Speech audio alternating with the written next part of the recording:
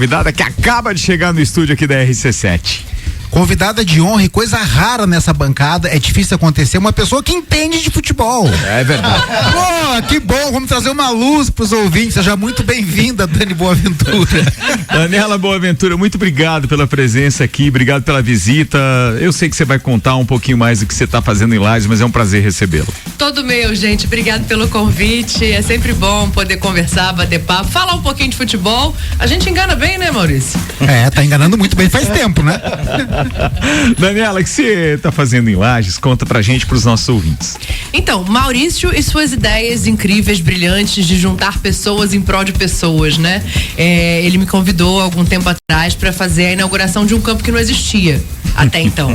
Foi um campo de futebol que foi feito na aldeia Choclen, que tem aqui em José Boté. São 300 quilômetros? Isso, Mais 300, até lá, exatamente. De Lages até lá, e um projeto incrível, assim, unindo a Uniplac, unindo os patrocinadores das Leoas da Serra, que foi através de quem Maurício colocou essa ideia para andar. É uma aldeia indígena que tinha mulheres com sinais de depressão, ansiedade, algumas começando envolvimento com droga, e um grupo delas se juntou para tentar ajudar, em princípio, essas mulheres. Como a gente vai tirar essas mulheres daqui? Vamos jogar bola, que é o esporte mais simples, entre aspas, que tem de se fazer, né? E aí elas jogavam num barranco mesmo, de terra, enviesado, com a bola descendo, e o Maurício conseguiu a construção desse campo de futebol. Então, assim, eu tive muito orgulho de poder mostrar isso, né? Fazer uma reportagem especial pra ESPN, que a gente ainda vai editar bonitinho pra colocar no ar, colocando a importância do esporte. Sabe aquela coisa batida? O esporte não é só sobre atletas, o esporte é sobre vidas. E eu acho que esse é um exemplo claro, clássico, e, sim, fico orgulhosa de poder fazer parte disso. E as meninas da aldeia mantiveram contato com as Leoas, pedindo, assim, uma sobra de material, tênis usado, bola usada. E eu envolvi várias pessoas e eu conseguimos fazer uma entrega muito legal, assim, 2 jogos de uniforme, tênis, bolas, coisas novas, né? E daí nessa conversa elas falaram, não, a gente treina, cara, na beira de um peral que elas treinavam, e cheio de toco, pedra. E aí, enfim, eu pensei, não. Nesse caso, quem chuta a busca era ruim, né, Maurício? Não tinha como. Eu acho que elas não tinham bolas por isso, entendeu? Assim, foi pra lá, um abraço. Aí quero agradecer aqui nominalmente ao Caco pelo Banco da Família e pela Uniplac, que se cotizaram e construíram um campo com terraplanagem, plantaram grama, cercaram com tela pra bola não cair mais lá embaixo.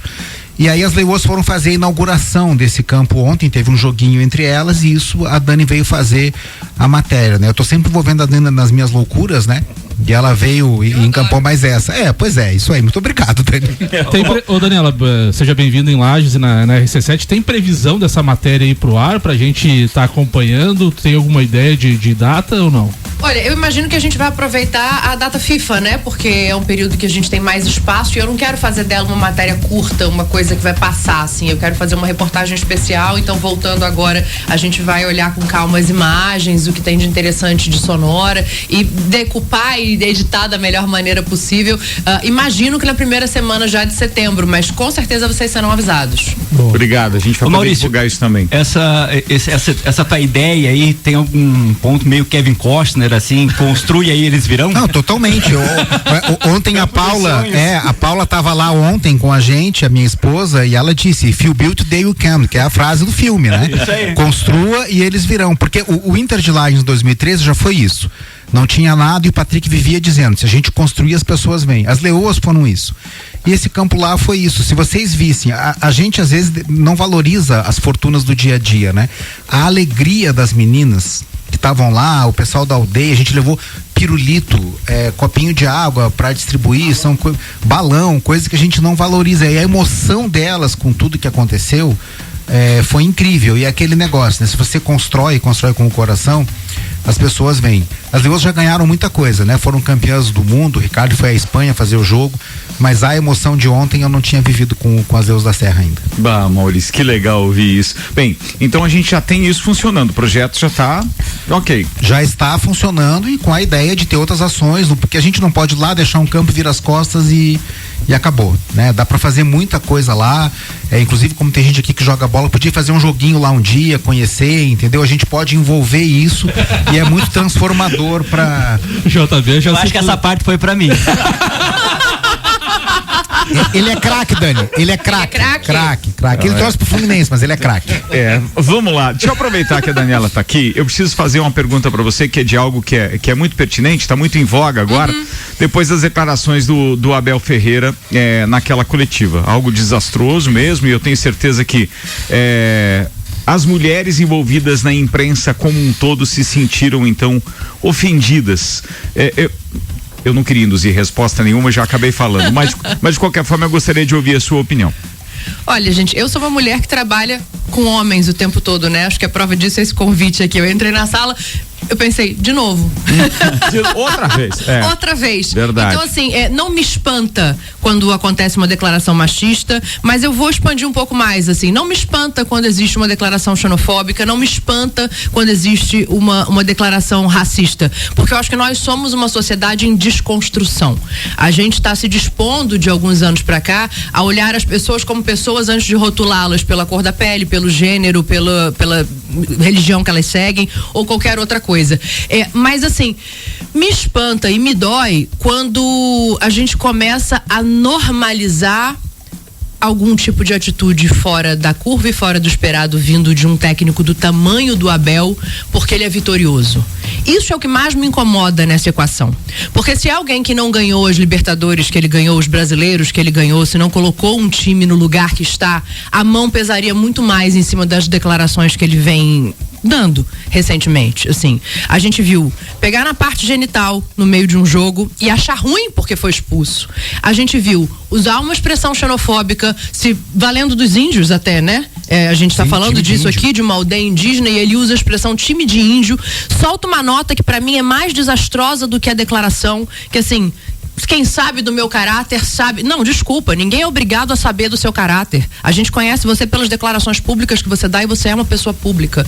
Então, aí solta uma segunda nota pedindo desculpa. E muito pouco tempo depois, 1 mês e meio depois, vem essa. E a nota de novo é desastrosa.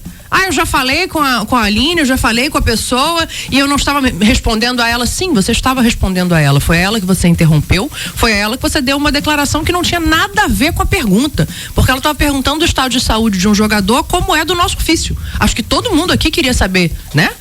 Qual era o estado de saúde do Mike. Então, assim, é machismo? É óbvio que é machismo. Eu não vou nem entrar nessa seara de debater se foi machista ou não, porque pra mim isso é o óbvio.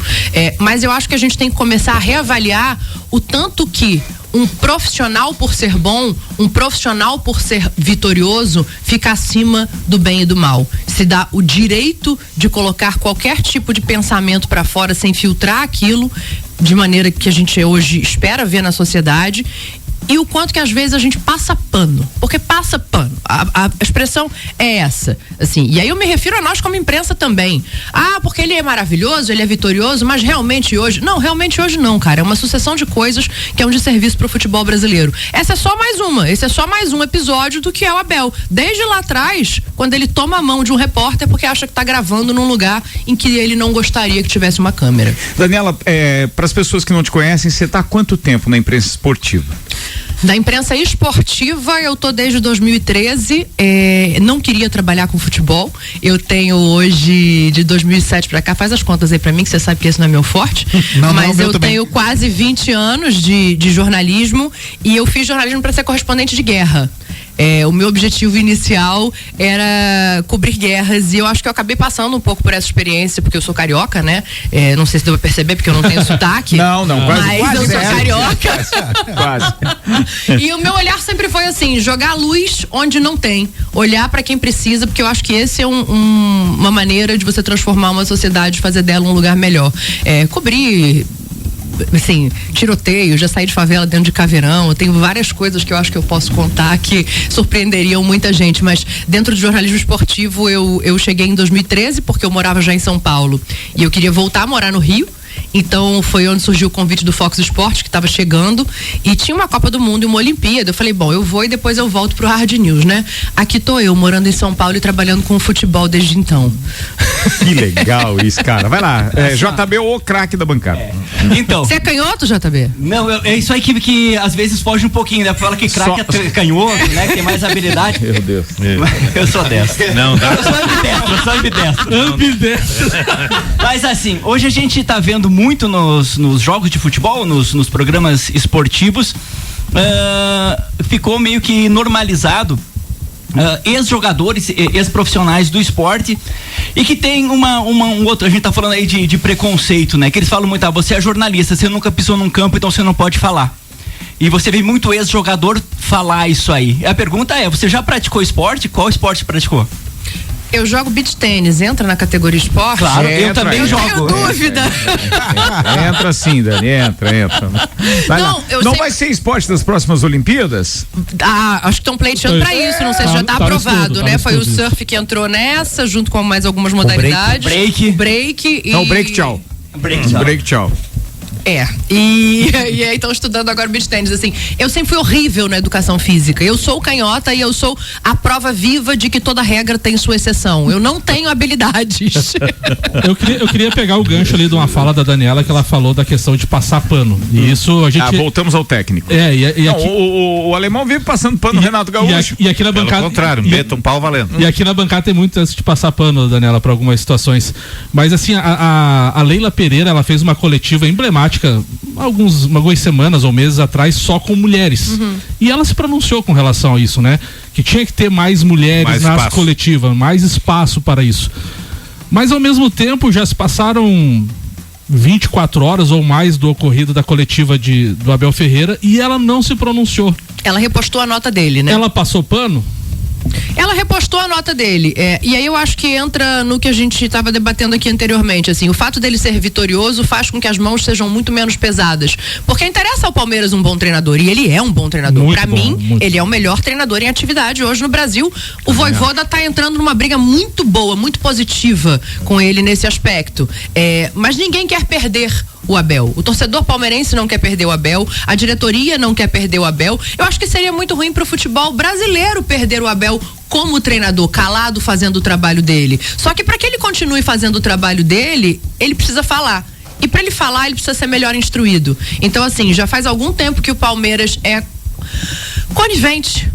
Não acho que é passar pano, porque às vezes ela fala em nota, às vezes ela se posiciona em outros lugares, mas é conivente com esse tipo de atitude, como é parte da imprensa, como é o torcedor palmeirense, porque quando você envolve paixão é tudo mais difícil, né? E o futebol, ele é feito também de paixão. Então, eu não sou a pessoa que vai rotular ou assim, satanificar ninguém por conta de uma declaração, mas eu acho que a maneira como ele é tratado é, na verdade, o contrário do que ele fala. Eu sofro preconceito porque eu sou estrangeiro. Não, as pessoas têm muito boa vontade porque você é vitorioso. Não tem nada a ver com onde você vem ou pra onde você vai. Ô Dani, uma coisa de bastidores agora, vamos ver se você pode elucidar pra gente. Nós estamos presenciando semanalmente ou após cada rodada de Campeonato Brasileiro, ou mesmo depois de uma rodada de Libertadores ou de Copa do Brasil, a gente vê os mesmos personagens, seja Abel, seja Renato Gaúcho, seja quem for, nas coletivas. A imprensa nacional, aqueles que participam das coletivas em si, são culpados por estarem sempre esses mesmos personagens e polêmicos? É a imprensa que pressiona a assessoria dos clubes a entregar o técnico ali para ser sabatinado? Eu acho que existe hoje uma maneira de lidar com esse processo que ela é prejudicial ao produto final, né? Eu nem peguei isso, mas os outros tempos de futebol, onde as fontes eram imprescindíveis porque não havia uma entrevista coletiva, onde você poderia chegar até a parte integrante desse processo, um jogador, um técnico de outra maneira, isso para mim era muito mais benéfico ao produto final. Você tinha informações diferentes, você tinha a necessidade de cada um apurar a sua própria informação de uma maneira que hoje não acontece mais. A entrevista coletiva, para mim, ela pasteuriza os processos, todo mundo vai ouvir a mesma coisa, cada um vai dar a sua interpretação, e aí eu acho que entra um processo de novas mídias também, que ele precisa ser olhado. Eu acho importante você ter TV de clube, eu acho importante você ter blog, canais direcionados ao clube tal, ao clube X, ao clube Y, mas eu acho importante que se separe isso do jornalismo. Porque quando você tem um flamenguista que está triste ou, enfim, e você pode ter um jornalista também, todo jornalista tem seu time, mas quando ele assume esse papel de sou o torcedor falando desse clube e ele coloca as emoções dele à frente do que é o papel da imprensa, isso é ruim pro processo, né? Porque quantas vezes você já não viram na coletiva assim, parabéns pelo nosso Grêmio, conseguimos hoje não sei o quê, no plural, não é esse o papel do jornalista. Então beleza, pode ter tem que ter, mas tem que ser claro que ali não está sendo feito o que a gente chama de jornalismo, que é a opinião imparcial em cima de fatos, tirando a emoção de quem está falando sobre aquilo. Porque tem emoção. Mentira, eu tenho meu time, você tem o seu, todo mundo tem seu time. Mas eu acho que é importante você manter o jornalismo um lugar limpo, quase acima das emoções, ou o máximo que der acima das emoções, ter esse compromisso com quem está assistindo. E isso acaba criando esses personagens, essas respostas, essa conivência, essa benevolência, o medo hoje da entrevista coletiva seguinte ser suspensa porque alguma coisa desagradou o personagem de dentro do clube. Eu vou contar, desculpa, eu sei que eu tô me alongando, mas rapidamente, assim, a minha primeira experiência no jornalismo esportivo, como eu vim do Hard News, como eu queria ser correspondente de guerra, é péssima. Eu estava acostumada a botar a boca no mundo, botar microfone na boca de governador que não queria falar, botar microfone na boca de policial que acabou de participar de um tiroteio e perguntar o que ele não queria ouvir, porque esse era o jornalismo que eu praticava. O primeiro desembarque que eu fui fazer foi do Fluminense no Rio de Janeiro, e o Fred tinha perdido um gol importantíssimo. Me sai o assessor na frente. Ninguém vai falar com o Fred, é o Sobis que vai falar. Eu tinha recém-chegado. O Sobis é quem vai falar aqui hoje. E se chamar o Fred, eu fecho a coletiva, eu fecho o treino amanhã. Eu fui, assim, os meus colegas da imprensa me seguraram. Porque eu tava indo falar, não, peraí, como assim? O que é isso? A gente tá num lugar diferente. Eu quero entrevistar o Fred, né? Eu quero entrevistar o Fred, eu tô aqui pra isso, como não? E eu precisei ser segurada, contida por colegas que falaram, Dani, você vai ter que entender que o jornalismo esportivo é diferente. Desculpa, o jornalismo esportivo está se sabotando. Dani, fora ser vascaína, você convive bem com os flamenguistas? Tá tudo certo? Não, convivo, porque dizem por aí que todo mundo tem um segundo time, né? E a cara do Maurício. Sabe que vai ter volta. Eu vou te entregar, diga, Maurício. Ô, Dani, queria te fazer uma pergunta com relação. Tu falou. Não, mas peraí, antes de eu cometer uma gafe. Qual é o seu time no Rio de Janeiro? Eu não costumo verbalizar isso, porque eu tenho muito medo dos cortes, das edições. Tá ótimo. Mas o meu maior ídolo é o Zico. O meu também. Coincidência, né? Por que será? Não, mas o detalhe é que eu sou vascaíno. Esse é o detalhe. Fica aí essa. A gente percebe a inserção maior nos últimos anos de jogadores indo para a TV e para o rádio, né? Tu como jornalista, tu observa, tem a emissora faz alguma coisa assim, tipo assim, porque a gente vê os jogadores que eles tacam mais o dedo na ferida, né? Em algumas situações assim, de opinião, de bastidores, o comentarista jornalístico já é mais um pouco mais calmo. Acho que depende, hein? Mas os jogadores, na maioria, eles são um pouco mais dedo na ferida, né? Ele só vê a TV Fly, por isso. Não. Mas tu acha que as emissoras, elas fazem um approach para esses jogadores, ou é livre o comentário? Como é que funciona isso? Eu não posso falar por todas as emissoras, né? Sim, mas eu no caso posso falar da ESPN, onde a gente tem uma liberdade completa. Se tem uma coisa que a ESPN preza, é o direito do indivíduo se manifestar, sabe? Seja diferente do que é a linha editorial ou do que é uma linha política em determinadas ocasiões da empresa, ela respeita muito isso. Então, assim, o que você assiste na ESPN é respeito. Existe, óbvio, né? O bom senso, não vai se falar palavrão porque é o meu jeito de falar, não, aí é uma questão de educação, mas assim, todo mundo ali pode ser quem é, todo mundo ali pode fazer as críticas que desejar e os elogios que desejar. Então, eu tenho um ex-jogador ali, né? Um campeão do mundo que gentilmente me chama de comandante, eu não sei o que eu comandei na vida dele, mas tudo bem, e que o Zinho é verborrágico, assim, quando ele acha que ele tem que falar, ele fala, ele critica a diretoria, mas também tem horas que eles têm uma visão muito mais de dentro, que é natural, né? Quando a gente tá lá, eu sou muito crítica em determinados fatos, assim, falando, não, mas, não dá pra jogar, não dá pra não sei o quê, e eles ponderam de um lugar que aí realmente eu não posso falar. E tudo bem, porque cada um tem a sua vivência. Que não, Dani, mas lá dentro, quando você tá lá, e eu acho que quando isso é feito com respeito, é só bom. Sim. É só positivo você ter todos os lados, todos os olhares de um mesmo fato. Muito bem, aqui eu tenho que. O Nani já pediu a palavra, vai fazer uma pergunta também. Antes, deixa eu mandar 2 abraços especiais. O Paulão tá nos ouvindo e tá dizendo muito bom ouvir Maurício Neves Jesus ao vivo na bancada novamente. Amigo, um abraço. E a nossa eterna rainha do Copa e Cozinha, Jesuelen Andrade, dizendo que mulher, e aplaudiu aqui, diz que tá ouvindo a gente também, mandou beijo pra Dani Boaventura. Fala aí, querido Nani. Prazer, Dani. Uma dúvida, na fusão ali, da mudança da Fox pra ESPN, politicamente pra vocês, como jornalista, mudou muita coisa? Conduta, não?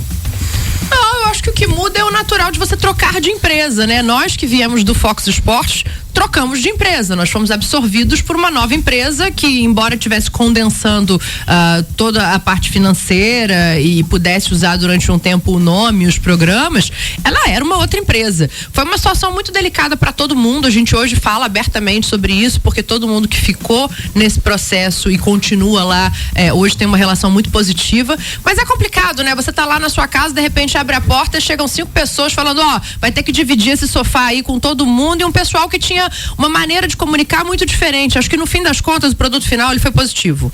Se pegou toda a credibilidade, a seriedade que já existia na ESPN, que era um lugar muito jornalístico efetivamente, e se trouxe a leveza do Fox Sports, que pregava o entretenimento, que tinha a coisa da diversão. Então você trouxe a leveza para um ambiente sério sem que essa seriedade e essa credibilidade fossem embora. O produto final é positivo, mas o processo, como todo processo de fusão, ele teve seus percalços ali que foram contornados e hoje são passados. Assim, hoje eu acho que a gente pode dizer que assim, nos sentimos todos Disney, somos a Disney, sabe? Então acho que passou, foi difícil, mas passou.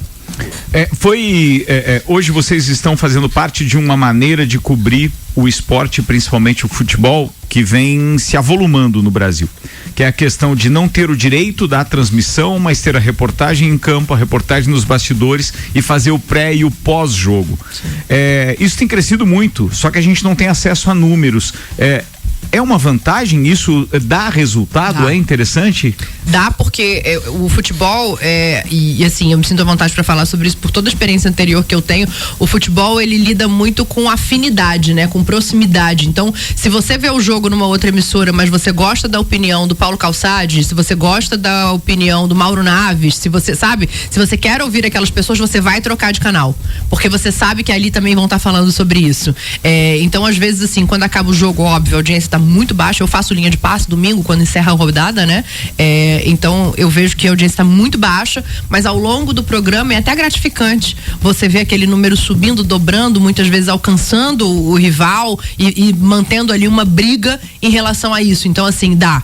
E quando o evento é nosso, aí é o melhor dos mundos, né? Quando é Libertadores, aí é só festa. Ô, Daniela, com relação às redes sociais, a gente vê que as pessoas ficaram com direito à voz, vamos dizer assim, e elas perderam um pouco a noção do respeito, como tu citou algumas vezes ali.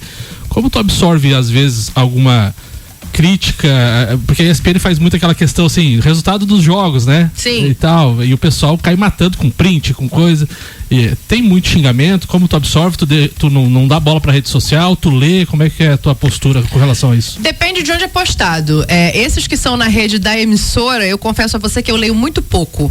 Porque é muita gente que às vezes não sabe quem eu sou, não conhece o meu trabalho, tá ali porque a ESPN obviamente é um espaço muito maior, então é muito mais bélico. Então esse tipo de gente eu prefiro não ler, porque quando é respeitoso eu respondo, eu brinco, eu rio junto. Quando é na minha rede pessoal e é alguma coisa muito afrontosa, eu respondo também, e eu sou mais mal educada, mais incisiva, porque é da minha personalidade. Então assim, se mandar eu lavar a louça, eu falo, quem lava a louça aqui em casa é a máquina, vou tirar uma foto pra você. Posso te mandar o link se você quiser comprar. Tô com tempo sobrando para falar de futebol, sabe? Então eu respondo. Mas quando é algo que eu acho que não é direcionado a mim, que é só porque eu falei mal do time dele, ou só porque eu sou uma mulher falando de futebol, e isso ainda irrita muita gente, eu ignoro. Eu ignoro porque eu acho que a educação, ela não passa necessariamente pelas respostas. A educação passa pelas posturas, né? Eu não sou uma pessoa de ficar o tempo todo, assim, se vocês assistem o programa, vocês devem saber disso, lembrando que eu sou uma mulher no meio daqueles homens. Eu trabalho com o Mauro Naves, o Zinho e o Oswaldo Pascoal, sabe? O fato de eu estar sentada ali e eles me respeitarem, pra mim já é a minha bandeira. Eu consegui o respeito dessas pessoas. Então, a partir daqui, você vai ter que ouvir, querendo ou não. É isso aí. Quem tá ligando o rádio agora, a gente tá com o Papo de Copa especial, recebendo, além de Maurício Neves Jesus, Daniela Boaventura, da ESPN, e o Anderson Chico, o Anderson Cirineu, o nosso querido, aquele enviado lá de Jerusalém. Fala, irmão, qual é a pergunta? Daniela, muito prazer, seja bem-vinda. Eu vou te pedir na verdade, eu vou perguntar uma opinião sua, tá? Você conversa com muitas pessoas que entendem de futebol e são influentes no futebol. Qual a sua opinião sobre essa fase da seleção brasileira com Dorival Júnior? Você acredita que é um trabalho que tenha futuro? Acredita que ele realmente vai conseguir mudar as perspectivas para a seleção, as mudanças que ele está tentando fazer, que está fazendo? O que você me diz sobre o trabalho do Dorival na seleção brasileira? vou me contradizer. Em quanto tempo eu vou conseguir me contradizer? A gente não tá nem meia hora no ar, eu já vou me contradizer, né? Porque eu vou começar falando sobre eu conhecer o Dorival. Eu gosto muito do que é a pessoa do Dorival, porque eu acho ele uma pessoa respeitosa com todos. Então, eu tenho afeição pelo que ele é pessoalmente. E acho que profissionalmente ele tenta levar isso para dentro da seleção. A seleção é um lugar muito complexo, muito complicado, assim, vocês acompanham futebol provavelmente há mais tempo do que eu, então sabem do tanto que a CBF tem suas forças e vozes e o quanto que é difícil você ali dentro fazer um trabalho simplesmente pelas suas crenças. O Dorival, quando ele chegou, e eu repito isso agora, para mim é a melhor pessoa para potencializar talentos, porque ele olha pessoas antes de olhar qualquer outra coisa. Não sei como isso vai ser sem o dia a dia, porque, claro, você percebe muito melhor o outro no dia a dia do que em encontros esporádicos a cada 3 meses, né? Mas eu tenho muita esperança de que ele possa ser o que ele foi para os clubes, do que ele possa ser o que ele foi para jogadores específicos dentro do Flamengo, dentro do São Paulo. Vale a gente lembrar, já que a gente está falando de Dorival, que foi ele que botou o Alisson no meio campo, jogando mais recuado, e hoje é o cara do São Paulo que está fazendo uma falta absurda porque machucou. Vale a gente lembrar que ele potencializou jogadores do Flamengo que eram desacreditados. Então, assim, esse trabalho na seleção para mim tem muita força. Aí o ônus, né? Os questionamentos. Como vai ser quando o Neymar tiver 100%? Ele vai poder realmente escolher se ele quer ou não convocar o Neymar? Ou vai ser um nome que vai precisar estar e isso vai ter uma influência direta no que vai ser o trabalho dele no campo? E eu não tô dizendo aqui que o Neymar não tenha que estar, não, tá? O Neymar pra mim é craque, se ele tiver a fim de jogar bola, ele tem que estar na seleção. Mas se ele estiver a fim de jogar bola, e isso a gente não sabe. A gente não tem como dizer agora. Então, acho que tem várias coisas que são importantes a gente fazer uma análise. Acho que ainda não vieram resultados excepcionais, mas acho que ele já conseguiu coisas muito importantes internamente, como mudar o olhar dos próprios jogadores para o que é essa seleção. E como é que é essa parte de bastidores que aqui para nós não chega tudo como chega lá para vocês que estão no eixo e que estão com os correspondentes então buscando isso em termos de bastidores da CBF?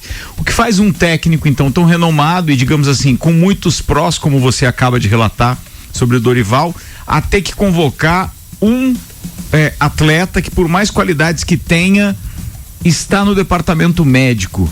Política. Mas a política A política da CBF, a política dos clubes, a política de compreensão do mundo do que é a seleção brasileira. Imagina o questionamento se chegar um torneio grande e o Neymar não for convocado para a seleção brasileira. Imagina o olhar do mundo para isso. Eu acho que tudo isso é ponderado de maneira política internamente. Mas e o Pedro? Até que não. Aí a gente tá falando de futebol, a gente não tá falando de política. Entendeu? É diferente. É diferente, porque assim. o Pedro volta a jogar domingo, né? Então, assim, ele vai estar em condições na hora da mas essa informação a gente não tinha, era só meio de setembro.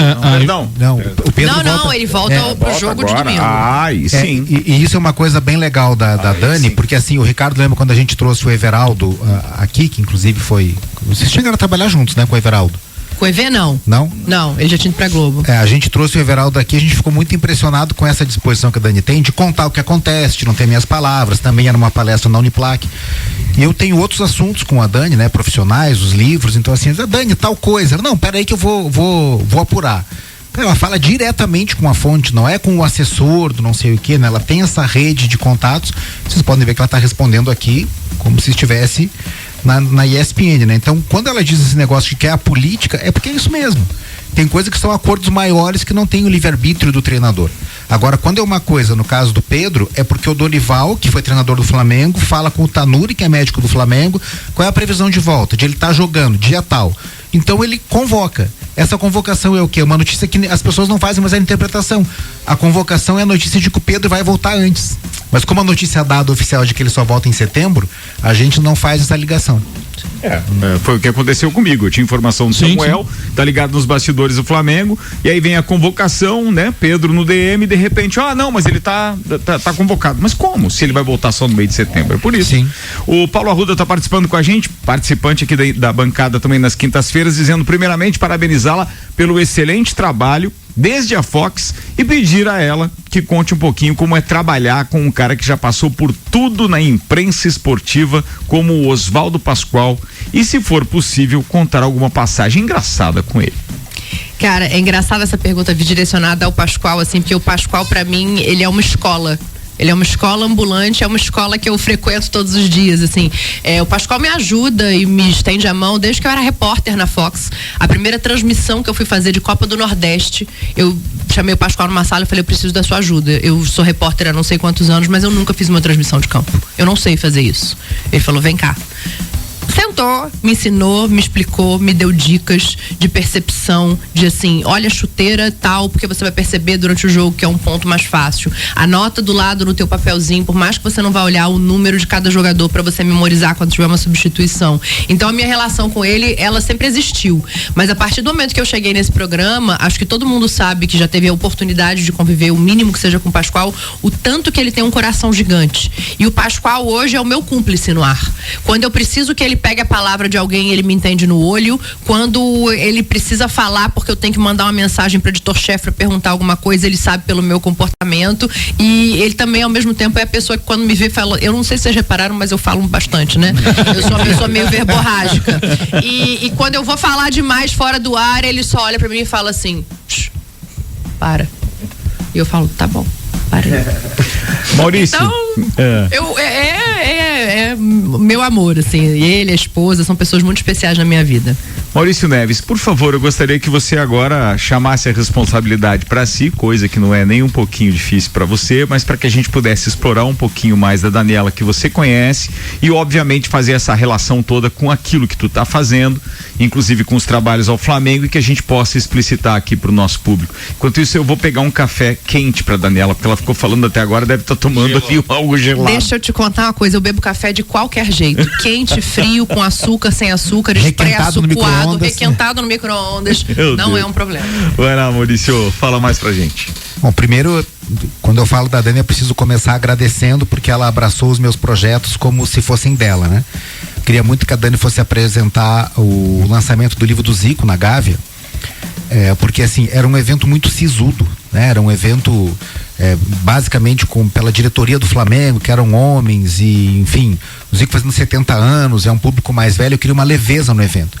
Daí eu perguntei, Dani, quanto é que você cobra para apresentar o evento do Zico? Ela, o quê? Apresentar o livro do...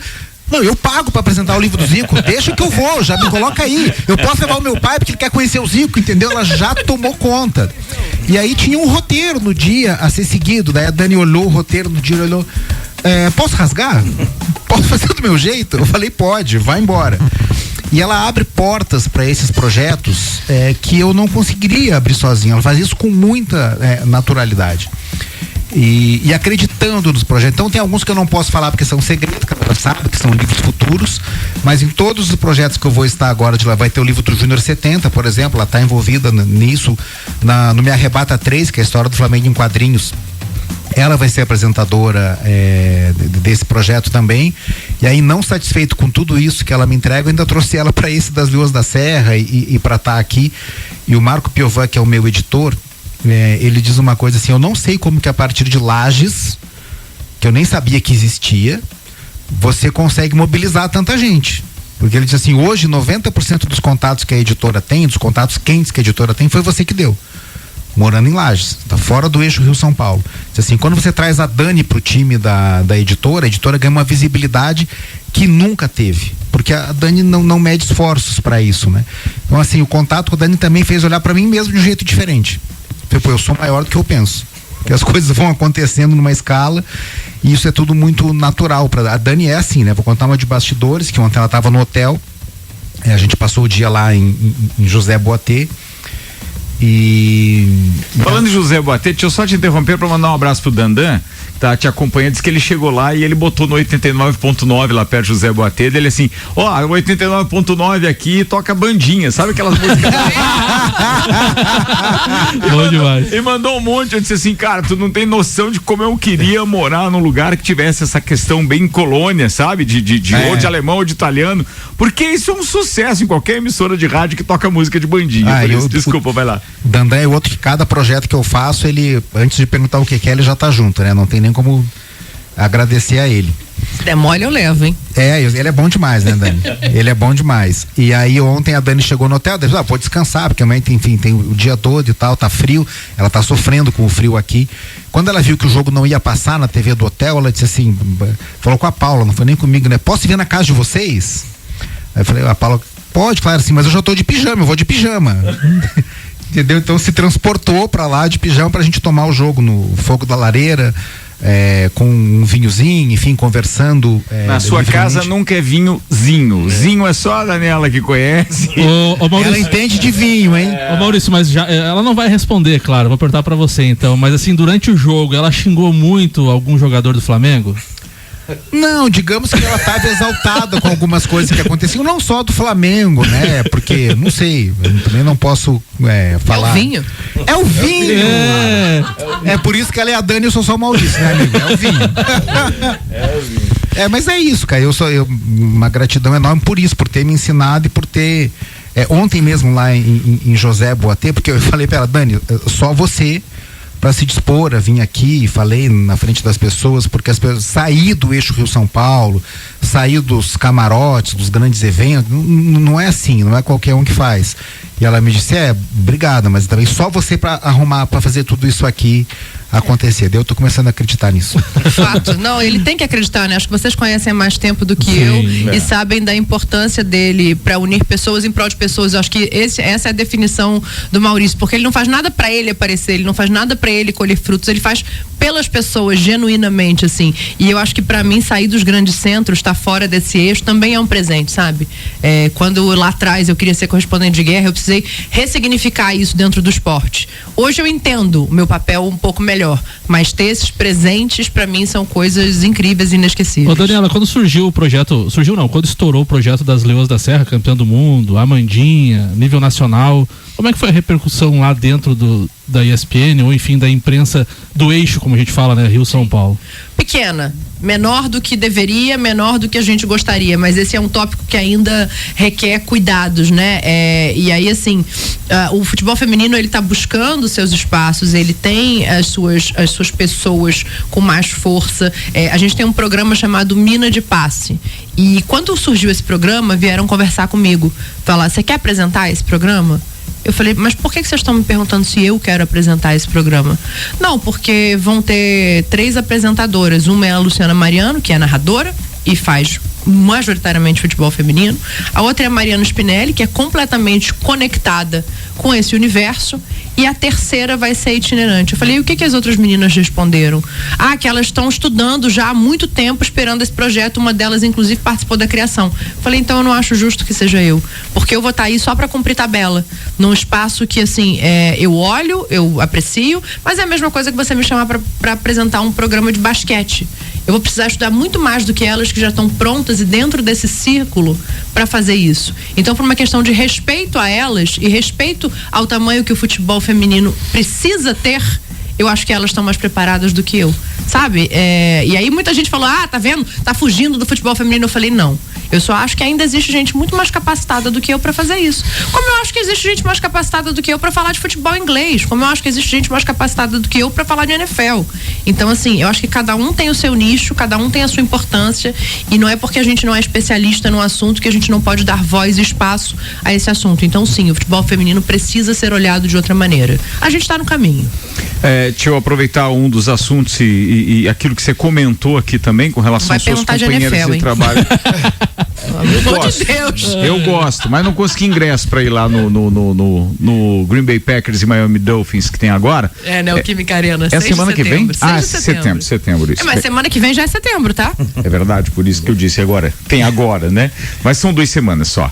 Mas eu ia te perguntar a respeito da narração feminina. Ela é pauta aqui costumeiramente. Nós ainda não nos acostumamos com o futebol sendo narrado por mulheres. Como é isso nos bastidores? Necessário e natural. E também é natural que os ouvidos da gente não estejam 100% acostumados. Quantos anos vocês escutam narração de futebol? Sim. Eu escuto desde que eu nasci, porque na minha casa eu devo ter nascido ouvindo futebol. E há quanto tempo a gente escuta vozes femininas fazendo isso? Uhum. É uma questão de hábito, é uma questão de referência. Porque um homem, quando ele escolhe ser narrador hoje, ele tem 20 referências brilhantes para se inspirar. Uma mulher, quando ela se dá ao luxo, a cor, quando ela tem a coragem de ser narradora hoje, ela vai ter que se virar. Porque se ela tentar fazer alguma coisa com óbvio que vai se inspirar, mas com inspiração só masculina, talvez ela incorra num lugar perigoso, porque o timbre é diferente, porque a maneira de ver é diferente, porque a conexão hoje é diferente. Então, no começo, acho que, e o começo é bem recente, essas mulheres imitavam homens. Agora, elas também, entre elas, estão se sentindo mais à vontade para de repente dar uma desafinada. Tem tanto homem que desafina, vocês vão me desculpar, não é todo Sem homem dúvida. que grita gol bonito não, tá? Não, então assim, não é. por que a mulher tem que ser perfeita e preocupada com o tom do grito do gol mais do que ser quem ela é? Eu acho que é um processo de aceitação da própria mulher. Essas são as maiores críticas a elas? É quando o gol desafina, é isso? Não, eu tô falando de uma coisa, sabe? Porque assim, eu acho que preparada e conhecedora de futebol, elas são e estão. Porque isso é o mais fácil, entre aspas. Isso requer o seu estudo, a sua dedicação e você acompanhar futebol. O mais difícil é a aceitação, o mais difícil é achar a sua identidade sem que ela fira o outro, sabe? E eu falo isso por mim também. Tem uma frase que eu gosto muito, que já que a gente tá brincando com essas coisas assim, não sabendo que era impossível, foi lá e fez. E eu sou muito assim. Eu fui lá e fiz. E às vezes eu olho pro lado e eu falo, meu Deus, eu tô discordando do Zinho.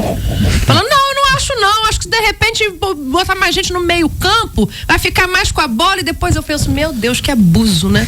Mas eu sou assim, nem todo mundo é assim, cada um tem sua personalidade. Então eu acho que as mulheres se aceitarem e aceitarem que é diferente, mas que não precisa ser pior por isso, é o primeiro passo e esse passo já foi dado.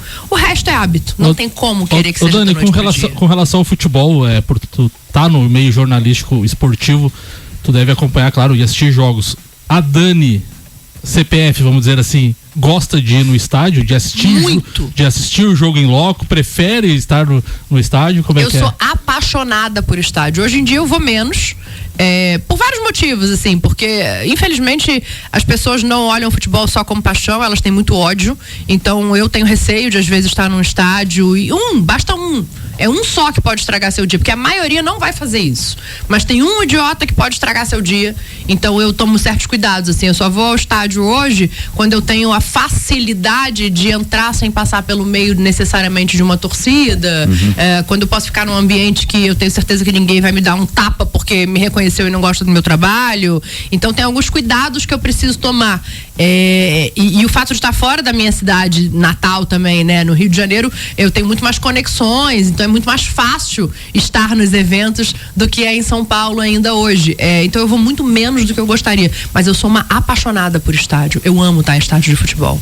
Eu vou fazer uma queixa aqui. Eu vou reclamar do meu marido, porque o meu marido, quando eu falo que eu quero ir pro estádio, ele fala, pô, de novo, toda hora inventando, por que não vê aqui no sofá o jogo? Eu vou reclamar sim, não deixa eu ver meu futebol em paz. Boa.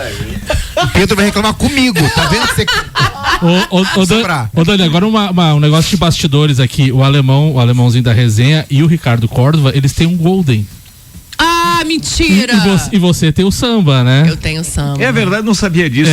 Lá em casa é o Tadeu e o do alemão é o Zeus. Exatamente. É Zeus, né? Zeus com 3 anos. É isso aí. E a Daniela tem Eu o tenho samba. samba. Eu tô abrindo aqui pra virar a tela do celular e mostrar o samba pra vocês. Dá um zoom ali, Fabrício, pra depois. Não vai precisar, ó. Vai. É a tela do celular, é o fundo do celular. Ó, que legal, cara. Tá vendo? É uma maravilha. Atenção. Vou virar pra aí depois, deixa o Fabrício fazer a imagem. Isso, Foi? beleza. Obrigado. Cara, o samba faz natação. Esse é o samba. Ele tem uma vida, o samba faz natação, sabia? Que idade ele tem? Ele tem 7. É que eles gostam um pouco de água, é por isso, viu, Maurício? Sim. Não, a minha desculpa é que ele tem displasia, que é orientação médica pra ganhar musculatura, pra ele viver melhor, longevamente, pra ele andar melhor. Mas é porque ele fica tão feliz quando bota ele na água, que ele vê uma bolinha que ele vai. É verdade. Vamos lá, atenção. circulando a última vez na bancada. Perguntas. Começo com você, Chico, a última, por favor, antes de encerrar.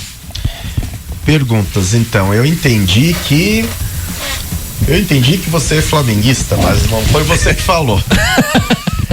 Tem uma postagem dela que ela escolheu o Pedro ao Gabigol de 2019. Eu vi isso aí, hein? Eu ouvi dizer que ela é gremista. Eu quero saber. A cara dela. A cara que ela fez pra você. Atenção, isso é um recorte. Só pra frisar, vamos viralizar. Qual o seu palpite para campeão brasileiro esse ano? Uau!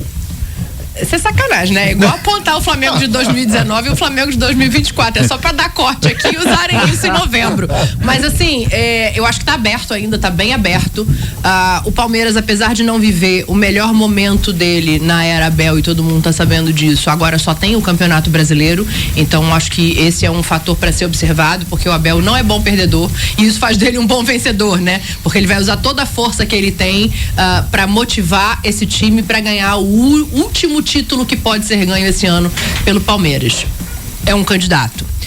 O Flamengo, para mim, é um candidato e esperava que estivesse melhor do que está no Campeonato Brasileiro por todas as contratações de início de ano, pelo Tite ter se disposto a chegar no ano passado para estar com a casa arrumada nesse começo de temporada, mas o não encaixe ou assim, o modelo de jogo talvez não favoreça o talento de quem tá ali, fora as lesões, e o Flamengo tem outra coisa, está em 3 competições. Alexandre anunciado agora oficialmente agora pelo pouco, Flamengo. Né? Uhum. Foi anunciado? Eu Foi tinha visto anunciado só ele dizendo que estava não, vindo, oficialmente, agora é oficial. Uhum. Ótimo. Então, assim, tem 2 reforços importantes. O Michael ontem já deu um plazinho do que ele pode modificar nesse time. A leveza fora de campo, para mim, é o mais importante que ele traz, apesar de ter ido muito bem no campo.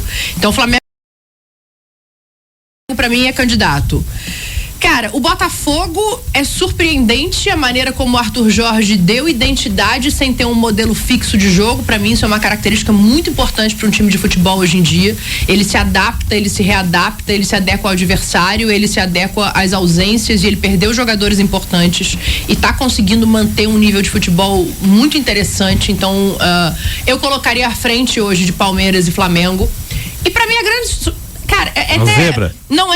Não vou usar. 0 zebra. Não dá mais, né? 0 zebra, porque quem acompanha o trabalho do Fortaleza e do Vojvoda desde a chegada dele, como eu acompanho, eu falei, fui cobrir Copa do Nordeste, foi a minha primeira experiência de campo e já era o Fortaleza do Marcelo Paes. Era o Fortaleza percorrendo esse caminho. Então, para quem acompanha esse trabalho, sabe que isso é fruto. Isso é uma coisa que a gente não tá acostumado a ver no futebol brasileiro, que se chama planejamento. Pasmem. Todos recebem salário. Todos recebem salário. Esse técnico foi mantido quando ele correu o risco de acabar o Campeonato Brasileiro num Z4, porque era a primeira Libertadores desse Fortaleza, então foi colocado na balança o que estava acontecendo, e de maneira muito racional e positiva ele foi mantido. O time foi ganhando os reforços que ele pediu, o que facilita o trabalho dele. Gente, planejamento faz milagres, né? Assim, o Fortaleza hoje joga de uma maneira competitiva sem jogadores importantes também, sem Marinho, sem Lucero, fez um jogo sem o Lucero e deu tudo certo, sabe? Convicção da diretoria. Convicção, planejamento, calma, sem afobação.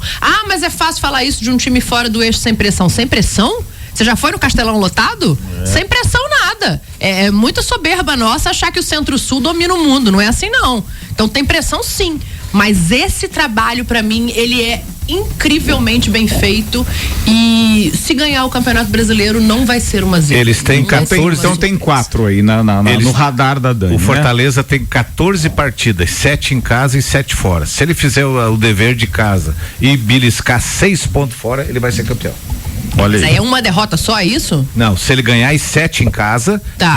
Não é tão impossível. Ele é o único invicto em casa, inclusive. Exatamente. E daí 6 pontos, não necessariamente 6 empates. Exatamente. 2 vitórias, e pode 7 perder fora, 5. se ele ganhar 2, já é campeão. É que você mexeu com matemática, desculpa. Deu uma complicada aqui pra mim. Juliano Bortolom. Primeiro quero dizer que é muito legal essa história do Fortaleza, já foi pauta aqui no programa, e é legal ver um time do Nordeste que pode ser campeão depois de Sport em 87 Isso, e o Bahia em 88. Exatamente. O Dani, ele é um canalha. Daniela sai do estúdio nesse momento. Tchau. Você foi chamar ele de craque, Daniela. A culpa foi sua também, viu? Daniela, mas Vamos deixar nessa... claro que a Daniela não chamou ele de craque em momento nenhum. Ela fez uma pergunta Exatamente. que induziu alguns aqui mal intencionados a pensarem isso. Quem já viu o Juliano Bortolom? Deixa eu Vamos lá, pergunta. Então, continuando nessa toada aí do Fortaleza, a gente costuma dizer que o campeonato por pontos corridos, ele premia quem tende a ser um pouquinho mais constante e tal, e castiga quem vai muito mal, é difícil você recuperar. Mas quando você olha o time que foi rebaixado, o time que foi campeão, tem alguns jogos que você olha, foi campeão nesse jogo, jogou mal e conseguiu sair com 3 pontos, por isso foi campeão. Ontem, Corinthians e Fortaleza. O Corinthians estava muito melhor na partida, o Yuri Alberto quase fez o gol, foi tirado em cima da linha e ele entrou muito bem e o Corinthians era para ter ganho o jogo. Tem um recorte do Neto muito bom, porque ele tá falando já é pro Corinthians ter feito 3 e tal. E não fez, e acabou perdendo o jogo. Você diria que isso é sorte de campeão ou azar de rebaixado? Ele é ácido assim sempre? Não, ele não é ácido, ele é um canalha. Tá sendo educado hoje. Ele é um canalha, gosto. Ele é um canalha. Pra mim era um jogo para o Fortaleza. Existem duas maneiras de se analisar um jogo, né? Eu sempre falo isso. Uma é a expectativa antes desse jogo começar. E a outra é depois que a bola rolou, pelo que aconteceu em 90 minutos, que graças a Deus o futebol é imprevisível, né? Por isso que a gente tá aqui apaixonado até hoje. Antes de começar, na tabela do Fortaleza, imagino eu, e na tabela do Corinthians, o resultado era esse. Sim. Eram 3 pontos para o Fortaleza jogando em casa. E o Corinthians, se arrancasse um empate, eu imagino que voltasse satisfeitíssimo. Porque a gente acabou de falar, o Fortaleza está jogando o fino da bola. O Fortaleza está fazendo um jogo sólido, consistente e na sua casa, invicto. Então, a expectativa era essa. Depois que a bola rolou, aí a gente vê o que é a deficiência do Corinthians e a necessidade de olhar os seus centroavantes. Porque o Yuri Alberto, não foi só o Yuri Alberto, Pedro Raul também. Sim, perdeu um gol embaixo da trave, um gol embaixo da trave. O Ramon já melhorou muito o Corinthians desde a chegada dele. Eu acho que deu um modelo de jogo. O Garro tem um papel importantíssimo ali para fazer esse meio campo andar, para fazer essa bola chegar no ataque. Mas o Corinthians ainda não é um time pronto, pela falta de planejamento. Ó, que curioso, né? A gente pode olhar para o outro lado e falar assim, chegou ali um presidente que estava perdido, fez muitas promessas que não conseguiu cumprir, e quando cumpriu gastando muito dinheiro e não teve também o retorno. Você falar que o Pedro Raul é uma escolha ruim, não sei, eu acho um pouco de engenharia de obra pronta. Talvez não seja a grande expectativa de contratação, vai chegar o Pedro Raul. Mas não dá pra dizer que era um centroavante ruim. No Goiás foi melhor do Brasil. Depois no Vasco já não rendeu tanto, mas assim, é isso, não dá pra dizer que tá contratando errado. Mas não rendeu, não encaixou, não vestiu a camisa do Corinthians. E eu falo isso com muito respeito ao atleta, porque pode ser que amanhã ele esteja em outro clube e funcione, mas no Corinthians ele não funcionou. Tem vários motivos. Então, assim, eu acho que o resultado era o esperado. Não acho que seja sorte de campeão nesse caso, porque o Fortaleza contava com essa vitória. E em relação ao Corinthians, um pouco de falta de pontaria, um pouco de falta de sorte. Não acho que o Corinthians vai cair. Não acho. Alemãozinho da resenha. E nem o Fluminense, né? Vai depender muito de Libertadores. Porque o mata-mata, ele se sobrepõe aos pontos corridos, por mais racional que a gente tente ser, né? A Copa do Brasil não vale nada. Bota lá o time reserva e cai na Copa do Brasil pra você ver como é que vai ser a sua quinta-feira. O JB, devolvo. Você paga esse preço? Bicampeão da Libertadores e rebaixado no Brasileiro. Você paga o preço? Não. Pois é. É sobre Copa do Brasil que é a minha pergunta pra você. A Copa do Brasil, pra mim, depois que acabou o gol fora, que é aquele gol que classificava o time, eu acho que ela ficou direcionada para que os clubes pequenos tenham 0% de chance. É muito difícil ter um Criciúma novamente campeão, ter um Juventude. Por quê? Porque o gol fora fazia com que os clubes pequenos tivessem maior chance de fazer um gol no segundo jogo. Mas teve muito clube pequeno que não teve chance do segundo jogo, porque levava no começo. Sim, né? Mas no começo agora, que é por fase, que a primeira e a segunda fase não tem partida, só eu acho uma. Mais democrático agora, mas desculpa, mas assim, eu achava até como torcedor mais emocionante com o gol fora. Eu queria saber de você achou que melhorou a Copa do Brasil depois que o gol fora não vale mais como peso de classificação? Cara, eu acho que eu nunca tinha pensado sobre isso nesse aspecto. Eu concordo com você que era mais emocionante, com toda certeza, mas do critério de justiça, eu não consigo dizer se é injusto você tirar esse gol fora de casa. Existem várias maneiras de jogar futebol, né? E esses times vão vir com porque a última emoção que eu tive na Copa do Brasil foi um jogo do Santo André no Maracanã, que teve gol fora. Nossa, só tem canalha aqui. Por que você Ainda bem que eu tirou sou as palavras da minha boca. Desculpa, Daniela. Ainda bem que eu torço pro Grêmio, senão eu ia estar me sentindo péssimo. Desculpa essas pessoas estarem aqui. E saber que foi um pedido dela vir na segunda-feira porque era o nível mais alto do programa. Era o melhor dia. Maravilhoso. Vai, Nani. Dani, você comentou que tá. Então, Pra fechar, porque a gente tem horário pra terminar o programa? Não. O horário que me deu foi Maurício Neves. Nós estamos com o dono da rádio ou não? Meia, você tinha que estar liberada. Ô, Ricardo. Não acredita nele, não. Eu tenho fome ainda. Camalha.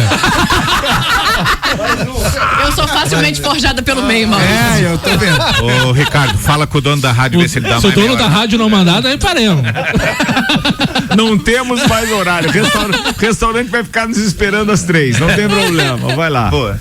Denis comentou que tá morando em São Paulo, então, né? E eu sou São Paulino e vejo que o poder da torcida do São Paulo como influencia nos últimos jogos, né? Queria que você falasse um retrato sobre os times de São Paulo no momento atual e o quanto a torcida do São Paulo por lá tá fazendo diferença pro Zubeldia. Cara, a gente fala isso todo jogo com o mando do São Paulo, que é jogo no Morumbi. Eu e Pascoal também destaca muito isso, assim, do como é importante esse estádio lotado e do quanto é impressionante, porque é um estádio antigo, né? O Morumbi não é uma arena moderna, não passou ainda por uma reforma e não sei se vai passar. Eu gosto, mas assim, tá lá no descampado, no descoberto, quem tá na arquibancada em cima é chuva na cabeça, é sereno, e eu tenho uma teoria sobre o Morumbi. O Morumbi é o lugar mais frio do mundo. Você pode ir na Groenlândia, o Morumbi é mais frio se você for lá numa quarta-feira à noite. Eu não sei o que acontece, aquele vento corta a cara da gente. Então, assim, é uma torcida apaixonada. Acho que era uma torcida muito carente até bem pouco tempo atrás. Não só de títulos, mas também de ídolos palpáveis, de ídolos reais. E o Lucas voltar, eu acho que ele dá um pouco dessa força de volta ao torcedor. Não que o Caleri não seja um ídolo, inclusive 14 gols, né? Tem que chegar aí na Libertadores pra passar, na verdade, de 14 gols pra passar o Ceni. E quem é o outro? É um gigante, é o Luchabiano, desculpa, amigo. Trabalha comigo, eu esqueci. Os dois têm 14 gols na Libertadores e o Caleri agora tá com 13. Mas assim, o Zubeldia também é um técnico muito visceral. Tem que dar uma dosada para não virar um outro chato do futebol, para não virar um outro cara que toda hora tá tomando cartão, que toda hora tá se esquentando demais. Mas eu gosto muito da maneira apaixonada como ele treina seus times e como ele cobra seus times, assim. Então acho que o São Paulo hoje vive um outro momento. Com relação às SAFs, né? A gente vê clubes estruturados financeiramente que se programaram, né? Como o Atlético Paranaense, como o Flamengo, como o próprio Palmeiras. A gente viu a chegada das SAFs, né? Como o queridinho de alguns dirigentes incompetentes, né? O Vasco não deu certo, o Pedrinho tá buscando o John Textor tem aquele ponto de interrogação, tá dando certo esportivamente, mas fora de campo, Bahia. Aquela bagunça. O Bahia tá muito bem, Fortaleza também é uma SAF um pouco diferente, mas é também. Qual a tua opinião sobre a SAF? Como a imprensa lá da ESPN, enfim, os analistas veem a SAF hoje no Brasil? Cada um tem uma opinião, ainda divide muito, e eu acho que toda unanimidade ela tem que ser questionada, né? Inclusive dentre os modelos de SAF. Não gosto de modelo de SAF que tira a autonomia do futebol, não me agrada. Eu chego com dinheiro, eu resolvo como vai ser, não me agrada porque eu acho que isso desrespeita o que é a essência de cada clube.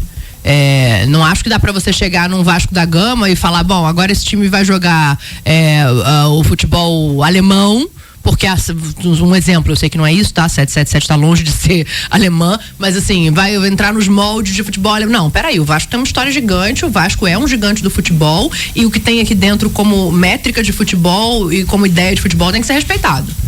Isso vale para qualquer clube. Para mim, as SAFs são positivas a partir do momento que elas respeitam a essência de onde elas estão chegando.